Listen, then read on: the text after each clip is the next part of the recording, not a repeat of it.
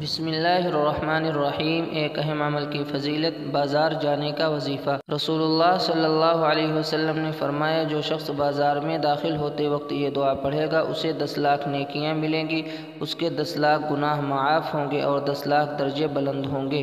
دعا یہ ہے: لا الہ الا اللہ وحدہ لا شریک لہ، لہ الملک و لہ الحمد، یحیی و یمیت وہو حی لا یموت، بیدہ الخیر وہو علی کل شیء قدیر۔ ترجمہ: اللہ کے سوا کوئی معبود نہیں، وہ تنہا ہے، اس کا کوئی شریک نہیں، ساری حکومت اسی کی ہے، اسی کے لیے ساری تعریفیں ہیں، وہی مارتا ہے، وہی زندہ کرتا ہے، وہ زندہ ہے، کبھی نہیں مرے گا، تمام بھلائیاں اسی کے قبضے قدرت میں ہیں اور وہ ہر چیز پر قادر ہے۔ ایک گناہ کے بارے میں اللہ اور اس کے رسول کی نافرمانی۔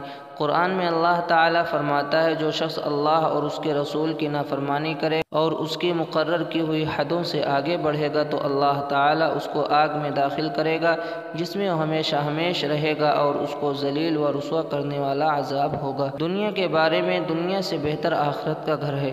قرآن میں اللہ تعالیٰ فرماتا ہے، دنیا کی زندگی سوائے کھیل کود کے کچھ بھی نہیں ہے اور آخرت کا گھر متقیوں یعنی اللہ تعالیٰ سے ڈرنے والوں کے لیے بہتر ہے۔